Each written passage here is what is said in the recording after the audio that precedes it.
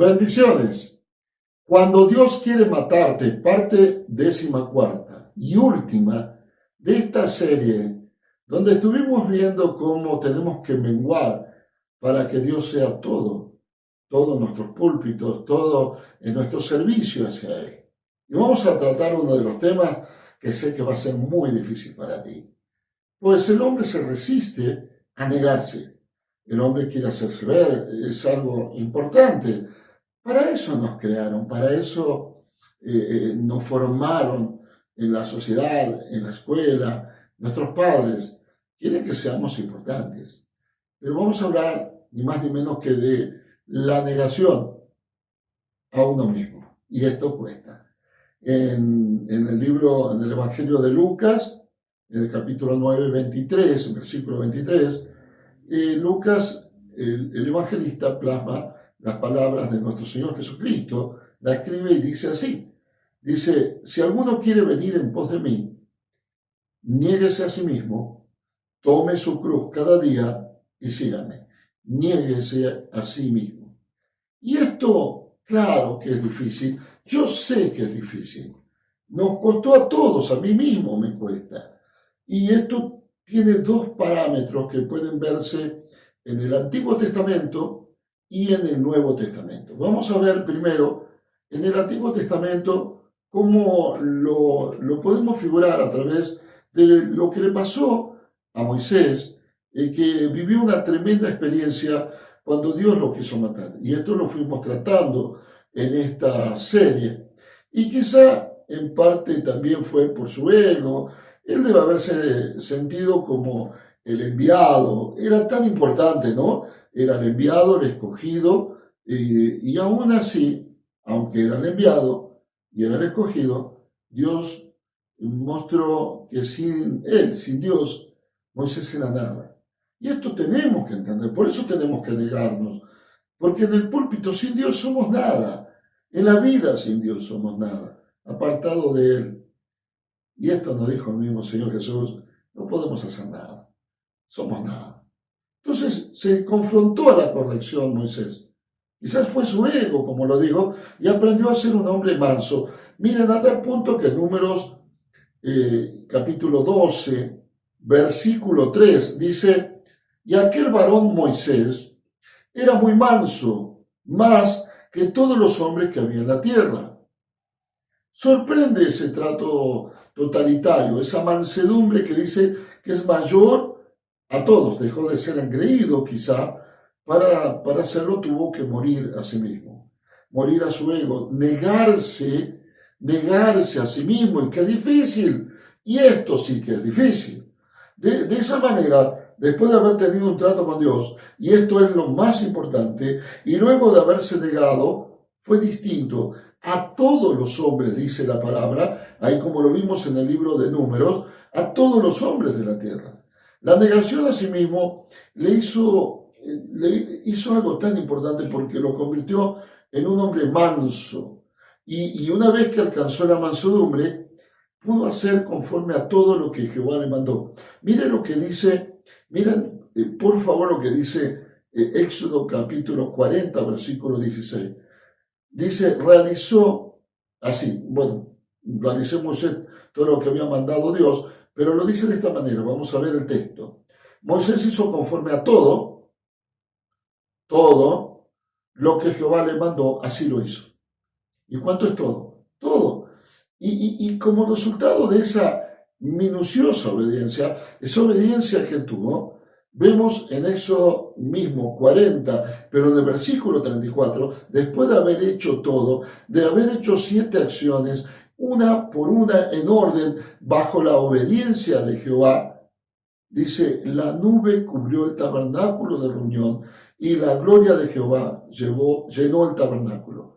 Quiero que estén pendientes ahí Omar, Reinaldo, Hilari, aquí en YouTube, porque voy a mandar otras enseñanzas ya pronto con respecto a qué sucedió aquí, cómo cayó la gloria de Dios. Hoy estamos terminando este libro, por eso no voy a extenderme en esto.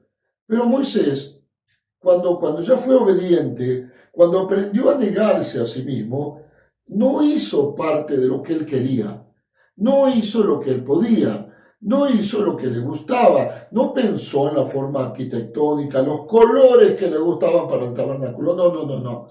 Hizo conforme a todo lo que Jehová le mandó. ¿Y cuánto es todo? Todo. Y eso es lo más importante. Y eso sabe quiénes lo hacen, los hombres que se niegan a sí mismos. Porque los que no se niegan a sí mismos hacen lo que ellos quieren, aún creyéndose grandes siervos de Dios. Y en eso tenemos que tener mucho cuidado. Miren, los medios de comunicación están llenos de personas que pelean hoy en las redes sociales. Hay muchos cristianos que tienen un orgullo, que pelean por denominaciones, por doctrina, y a veces se equivocan, pero ya no vuelven para atrás.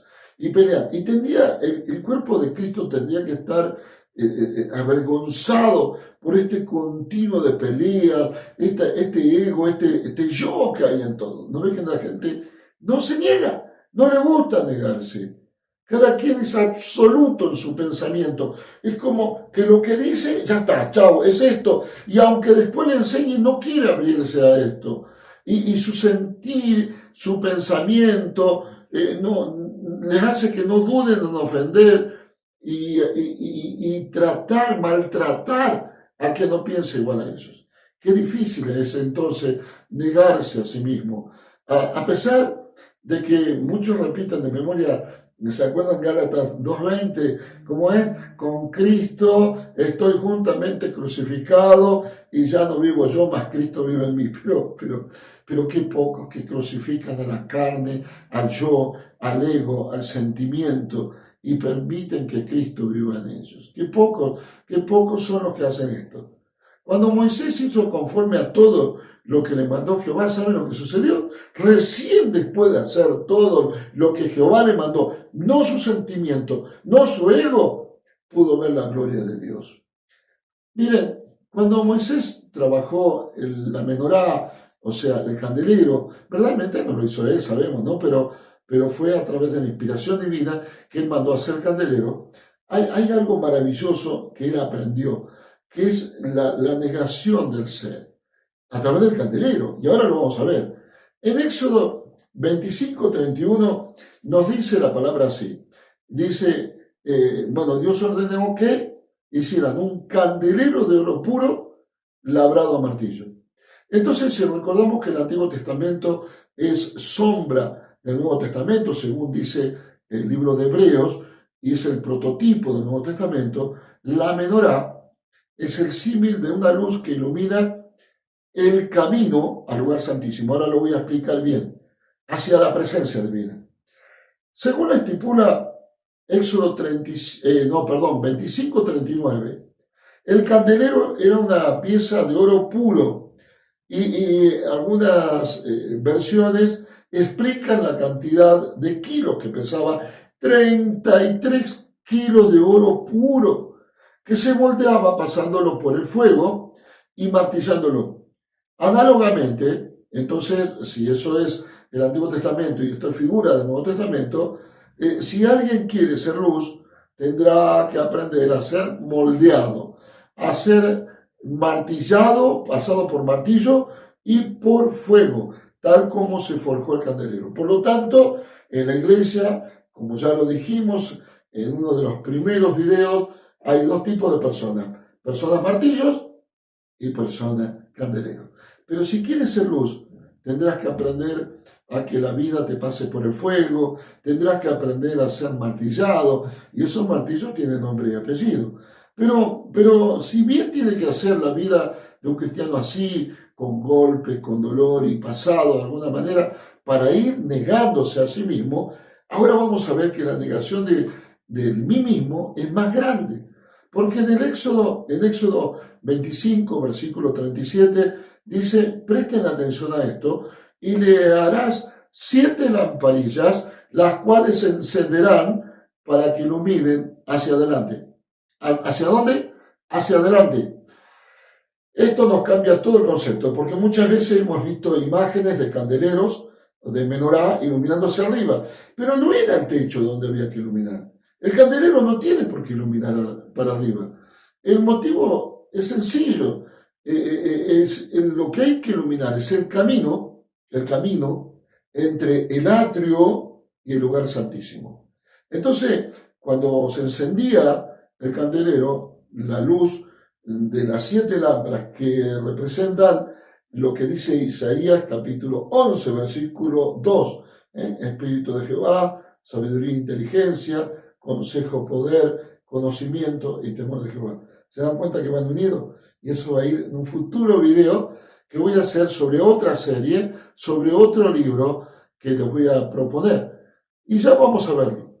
Lo importante es que no iluminaba el techo, como lo dije recién, sino que iluminaba el camino, y con términos actuales, el camino en mayúscula. Desde el atrio, lugar santo, el camino que lo metía en el Santísimo. Por eso nuestro Señor es el camino que te mete con el Señor, el que viene a Él. Por eso Él dice que vengan a mí, y Él es el camino. ¿Me está entendiendo? Qué tremendo.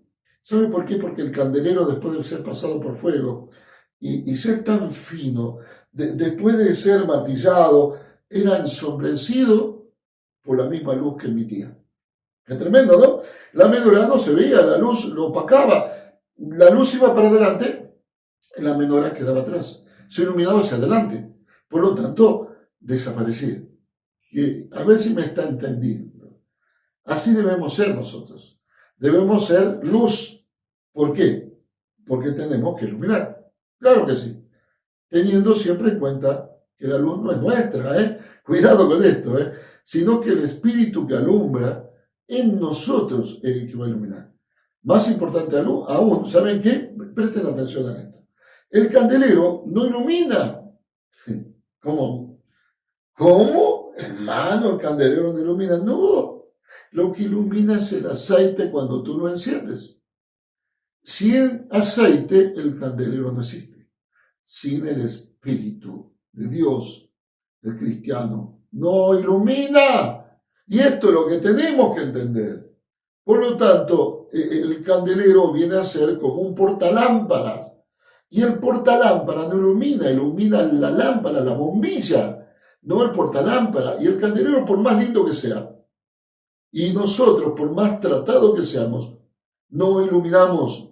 El que ilumina es el Espíritu. Esta imagen nos muestra por qué tenemos que negarnos a nosotros mismos. ¿Está entendiendo usted? Y quiero leerlo aquí. Dice, para que el Señor ilumine por medio de nosotros. Qué bonito. No podemos iluminar con nuestra propia luz. Acuérdate que tú y yo somos opacos. Sin Dios somos opacos. Y no podemos iluminar con esta luz, porque nuestra luz, ¿qué es? Nuestra cultura, nuestras costumbres, la educación adquirida. Tenemos que vaciarnos para que Dios sea en nosotros. Ahora les voy a mostrar la otra forma de negarse a sí mismo. En la negación del tipo del Nuevo Testamento, vemos el mejor ejemplo en el despojo, en el autodespojo, podemos decir también, que Jesucristo hizo de sí mismo. Él mismo se despojó. Su negación y su muerte han sido un ejemplo, el máximo ejemplo a seguir que las Sagradas Escrituras nos pueden mostrar para este tema, la negación del mí mismo, del uno mismo. Esa negación que tenemos que tener para que Dios sea todo en nosotros. El apóstol Pablo, en Filipenses 2, desde el versículo 5 hasta el 7, exhortó esto. Haya pues en vosotros este sentir que hubo también en Cristo Jesús, el cual siendo en forma de Dios, no estimó el ser igual a Dios como cosa que aferrarse, sino que se despojó a sí mismo, tomando forma de siervo, hecho semejante a los hombres. ¿Cómo cuesta esto, no? ¿Cómo cuesta que cada uno haga esto? En Él, en Cristo, en Jesús, se terminó el juicio de muerte. Pero ahora nos invita a morir con Él. Y esto es importante. Si queremos tener vida, tenemos que morir con Él. Eso es todo. Matar a Moisés fue para vida, fue para libertad. Esa es la proposición. De todo esto que hemos visto, de este libro, esta es la proposición. Dios quiso matar a Moisés y te invita a morir también a ti. Si quieres que Él sea todo en ti, debes morir. ¿Morir a qué? Morir a tus pasiones, a tus costumbres, que te apartan de la verdad. Es una forma de pensar estructurada que hemos tenido en la cultura, en nuestras escuelas del mundo. Hemos pensado todo eso, lo hemos estructurado y tenemos que morir a eso si queremos seguirlo a Él.